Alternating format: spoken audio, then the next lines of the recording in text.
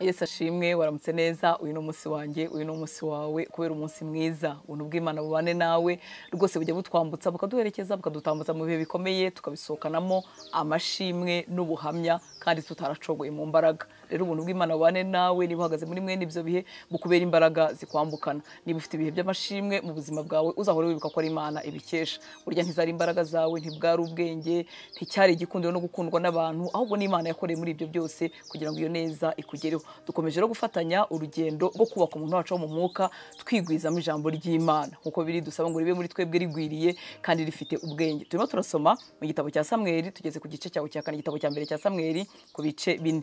Reka dusome kuva ku murongo wa 1 kugeza ku wa 3.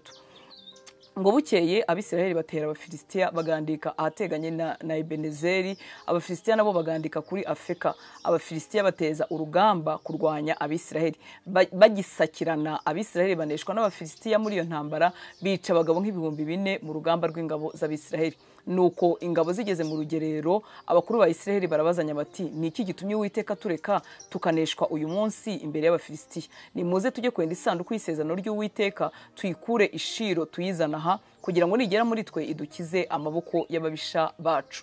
Ku murongo wa 1 Abisirayeli babanje gutera Abafilisitiya. Hanyuma ku murongo wa 2 tukabona ngo Abafilisitiya bateza urugamba kurwanya Abisirayeli. Abafilisitiya nabo barahaguruka ngo birwaneho, barangije barusha Abisirayeli amaboko, barabanesha, hapfa ingabo nyinshi cyane mu rugerero rw'Abisirayeli. Hanyuma ngo Abisirayeli baribaza ngo niki kiduteye kuneshwa uyu munsi imbere y'Abafilisitiya? Baribwira ngo reka tujye kuzana isanduku y'isezerano ry'Uwiteka, tuyikure i Shilo tuyizane hagati muri twebwe, hanyuma idukize amaboko y'ababisha bacu. Mwibuke ko icyatumaga ubwoko bw'Imana butsindwa iteka nuko babaga bakoze ibintu mu buryo butandukanye n'ubw'Imana yabasabye. Babaga bateye Imana umugongo, hanyuma gutsindwa kwabo kukaba kwinshi. Ikosa rero barimo gukora nuko bibwira yuko isanduku yenda kumera nk'ikigirwamana, kuko iyi Mana yacu umuremyi w'ijuru n'isi yo irumvirwa, ariko ikigirwamana urakizana kikagukorera ibyo urimo kugisaba. No kuvuga ngo isanduku bayifashe nk'ari ikigirwamana, bayizane mu ntambara hanyuma batsinde. Nyamara gutsinda tugira muri ubu buzima ntago ari uko najyanye Imana mu migambi yanjye, ahubwo nuko ngewe nagendeye mu migambi y'Imana, nakoze iby'Imana ishaka. Niho ubutsinzi bwacu buri, niho Imana yacu itandukaniye n'ibigirwamana,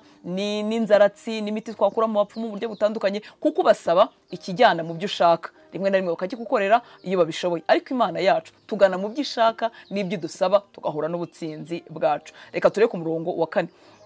Ngo maze abantu batuma i Shilo bavanaho isanduku y'isezerano ry'Uwiteka nyiringabo wicara hagati y'abakerubi, kandi abahungu bombi ba Eli, Hofuni na Finehasi babaga ku isanduku y'isezerano ry'Imana. Isanduku y'isezerano ry'Uwiteka igeze mu rugerero, Abisirayeli bose bavugira hejuru n'ijwi rirenga, isi irarangira. Abafilisitiya bumvise urusaku rw'amajwi yabo, barabaza bati, urwo rusaku rw'amajwi arenga ruturutse mu rugerero rw'Abaheburayo n'urw'iki? Hanyuma bamenya ko ari isanduku y'Uwiteka isesekaye mu rugerero rwabo.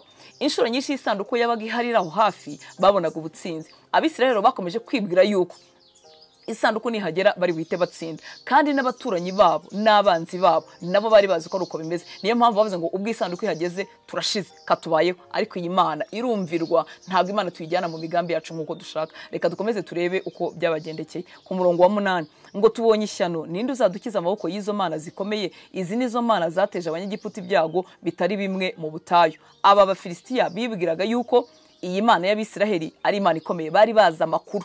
Ariko nabo kuko bagiraga Imana nyinshi, barashaka gufata iyi Mana umuremyi w'ijuru n'isi kimwe n'imwe muri izo mana, kuko hari Imana bizeraga izana uburumbuke, izana kubyara, izana imvura, bakumva iyi Mana y'Abisirayeli ari imwe muri izo mana. Niyo mpamvu Imana itemera gukora nk'uko bo bashakaga Abisirayeli. Ku murongo wa 9 ngo nimukomere murwane kigabo mw'Abafilisitiya mwe, mutazaba ibiretwa by'Abaheburayo nk'uko bari byo, murwane kigabo. Barimo barababwira ngo nimukomere, mbese muhara amagara yanyu, murwane mutazaba abaretwa b'Abisirayeli nk'uko nabo bahoze ari abaretwa muri Egiputa. Murumva ko Abafilisitiya nabo bafite amakuru. Ku murongo wa 10 ngo nuko Abafilisitiya bararwana, Abisirayeli baraneshwa, barirukanka, umuntu wese yiroha mu ihema rye. Habaho kurimbuka kunini mu Bisirayeli, hapfa ingabo zigenza n'amaguru inzovu 3. Iyo tuvuze inzovu 3 ni 30,000. Ni ukuvuga ngo barapfuye ingabo za Isirayeli nyinshi cyane. Ngo kuri 11 ngo kandi isanduku y'Imana iranyagwa, n'abahungu ba Eli bombi Hofuni na Finehasi barapfa. nagira ngo wumve iyi mikorere nubwo ibabaje. Ni ukuvuga ngo isanduku yarahageze ariko ntiyabakije amaboko y'abanzi babo. Nshuti y'Imana, Imana ntituyimanukana mu byo dushaka. Hari igihe dusenga nabi tuvuga ngo Imana niba ibikunze, tuzi neza ko icyo kintu turimo atari icy'ukuri, ari n'ikinyoma. Imana ikatureka kigacamo tukumva ko Imana yabishimye. Rero isanduku yarahageze, ya sanduku ubundi yabagamo imbaraga z'Imana n'icyubahiro cy'Imana, ariko ntiyigeze batabara kuko bari barimo kuyikoresha mu binyuranye n'iby'Imana yabasabye. Ikintu giteye agahinda, baratsinzwe cyane ndetse n'abahungu b'umutambyi Eli barahagwa. Ku murongo wa 14, ngo Eli yumvise ijwi ry'umuborogo arabaza ati iyo midugararo ni y'iki? Uwo muntu aza yihuta, nuvuga ngo wacitse icumu aza kumubwira amakuru. Ngo uwo muntu aza yihuta abibwira Eli. Ngo kandi Eli yari amaze imyaka 98 amaso yari ahumye atakibona. 17, uwo muvuzi w'amacumu cyangwa umuntu wacitse nyine ku icumi, uwo muvuzi w'amacumu uza kuvuga ko urugamba rwagenze aramusubiza ati Abisiraheli bahunze Abafilistiya, habayeho kurimbuka ko abantu benshi, abahungu bawe bombi Hofuni na Finehasi bapfuye kandi isanduku y'Imana yanyazwe.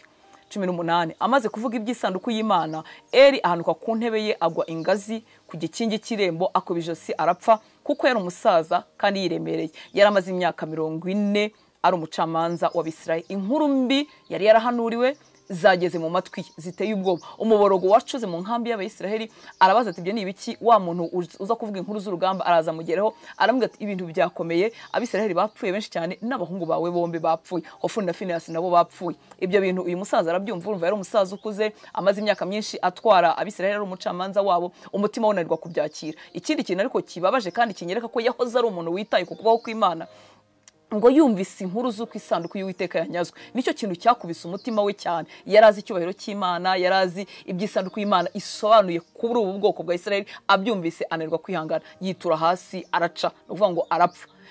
Biratangaje ko dushobora kumenya amakuru y'Imana iteye ubwoba, ifite imbaraga, ariko ntitugendere mu byo isaba. No kuvuga ngo amakuru wakiriye, ubumenyi wagize mu ijambo ry'Imana ntago buhagije. Inshuti y'Imana, abantu barimo gukora ibyaha uyu munsi bacogoye mu rugendo bagenda basubira inyuma, suko batazi Imana iteye ubwoba, suko batazi ko hari ijuru, suko batazi ko hari ibihano, suko batazi ko hari umuriro w'Iteka, suko batazi ko nta mahoro y'umunyabyaha. Barabizi, ariko gushyira mu bikorwa ni ikindi kintu. Nongere nkwinginge, buri jambo ryose rigeze mu mutima wawe uzajya uharanira gusaba Umwuka Wera kugira ngo gushoboze kurishyira mu bikorwa. Kubimenya ni byiza, tukagira ubumenyi bwinshi butangaje twaha n'abandi bantu, ariko kubishyira mu bikorwa no kuko byaduhindukira ubuzima nicyo cy'ingenzi. Ni nacyo data atwifuriza. Ku murongo wa 19, umukazana we muka Finehasi yari atwite inda nkuru yenda kubyara, nuko yumvise izo nkuru yuko isanduku y'Imana yanyazwe kandi ko sebukwe n'umugabo we bapfuye, arapfukama arabyara kuko ibise bimutunguye. Iki kintu turakizi no mu buryo bwa siyanse, niba ariko navuga iyo ikintu giteye ubwoba kigeze ku mugore utwite ashobora kubyara hatari hagera. Izi nkuru zageze mu matwi y'uyu mugore wa Finehasi, yumvise urupfu rw'umugabo we n'urwa sebukwe, ananirwa kwihangana. Birashoboka ko igihe cyo kubyara cyari kitaragera cyangwa se cyari kigeze, ariko hari ikintu cyadeklaranshije cyangwa se cyatumye ibise bihita bimufata kubera umubabaro n'inkuru ziteye ubwoba yumvise. Ku murongo wa 20, ngo nuko ari bugufi bwo gupfa, abagore bamuhagaze iruhande baramubwira bati witinya, ubyaye umuhungu.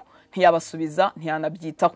Yita uwo mwana izina Ikabodi, ati icyubahiro gishize kuri Isiraheli. Abivugishwa nuko isanduku y'Imana yanyazwe kandi n'ibyasebukwe n'umugabo we. Imana itugirire ubuntu. Uyu mugore nawe, uyu mukazana wa Eli nawe yarazi amakuru. Kunanirwa kwakira ibibaye n'inkuru zivuze, yego harimo urupfu rw'umugabo we, harimo urupfu rwa sebukwe, ariko harimo no kumenya amakuru ku isanduku y'Uwiteka yanyazwe. Cyari ikintu giteye ubwoba muri iki gihe. Uyu munsi ntabwo tucyumva kuko duhagaze mu gihe Imana iri mu mwuka idafatika, itari ahantu runaka nk'uko bo bagendanaga uko kubaho kw'Imana hagati muri bo, ntabwo twumva agaciro kabyo, ariko bo bari bazi agaciro kabyo. Niyo mpamvu yabyumvise akananirwa kwihangana. Umwana bamuhira izina ry'Ikabodi, ngo icyubahiro gishize ku Bisiraheli. Nshuti y'Imana, reka gusenga kwawe n'ukwanjye tubihurize hamwe, icyubahiro cy'Imana ntikikatuveho, ntikikave mu miryango yacu, ntikikave mu matorero dusengeramo, ntikikave mu mirimo dukorera Imana. Kihava ryari? Kihava iyo twaretse gukora iby'Imana ishaka. Imana si ikigirwamana ngo tukijyane mu bigambi yacu, ahubwo Imana ni Imana iganje, itegeka, yifuza ko tuyubaha, tukanabana nayo muri relation y'urukundo. Buryo iyo umuntu akundana n'undi abasha gukora ibyo amusaba. Imana ikugirira ubuntu, wongere ukebuka ubuzima bwawe, nanjye nkebuka ubwanjye, ukebuka aho ukorera Imana n'imirimo ukorera Imana n'umuryango wawe. Ejo tutazaba Ikabodi, ahantu dusigaye dukora ibyitwa iby'Imana ariko Imana idahari. Imana yarahakuye amaso, nta cyubahiro cyayo gihari. Kumenya ni byiza, ariko gushyira mu bikorwa no kuba uko Imana yifuza ko tubaho nibyo bifite agaciro kurusha ibindi. Imana iguhe umugisha, ugira umunsi mwiza, urakoze.